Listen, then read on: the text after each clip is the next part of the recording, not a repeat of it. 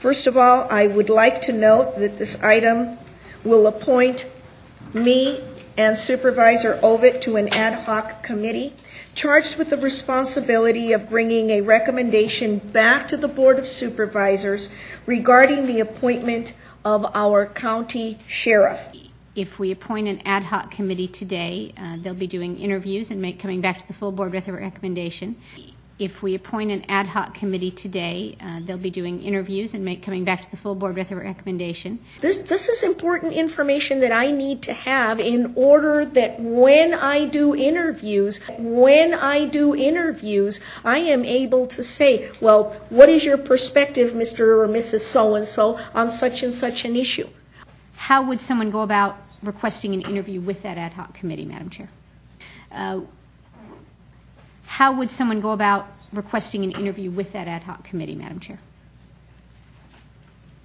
Mr. Devereaux, yesterday when you and I spoke on this, I want to get your input on this also.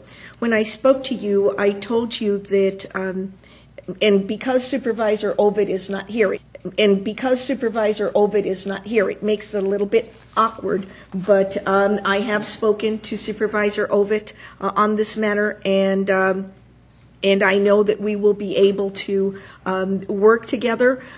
And because Supervisor Ovitt is not here, I will be, as far as I am concerned, I will be reaching out to several individuals and or organizations, and I will be reaching out and making appointments.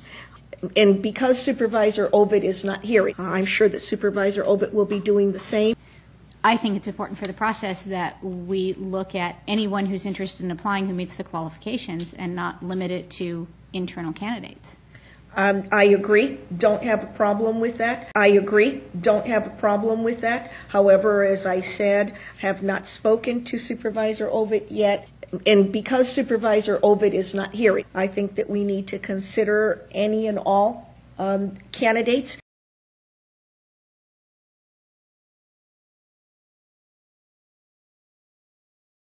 At this time, I'd like to ask County Council, if be so kind as to clarify why the committee decided not to interview the candidates.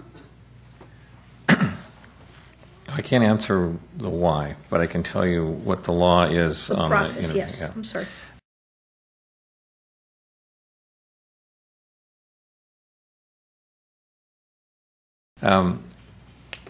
The Brown Act has an exception, or has multiple exceptions for interviewing other board appointees in closed session. It does not have that exception for elected officers. So if there's an interview process, then it must take place in open session before the board if there's a majority of the board present.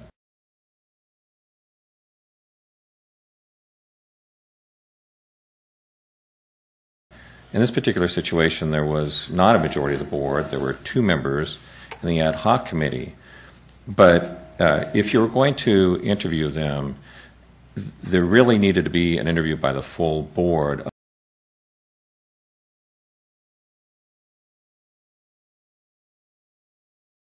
Otherwise, in our opinion, you're really circumventing the spirit of the Brown Act.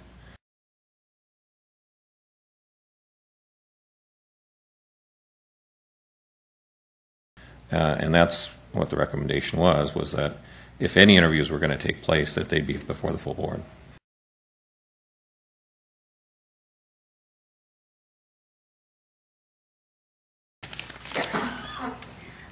I first want to express my frustration that it was only night before, that I learned that the subcommittee was not able, ad hoc committee was not able to interview the candidates because of the constraints of the Brown Act.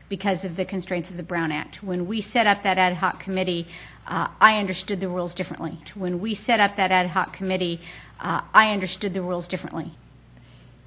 You also need to know that I have not spoken to anyone, either it be Mr. Bushy or Mr. Schrader or Mr. McMahon or anyone else that stepped forward about filling the vacancy. I think that we need to consider any and all candidates. And let me tell you, not once did Mr. McMahon reach out to me, and I absolutely loved it. Because that's the way it's supposed to be.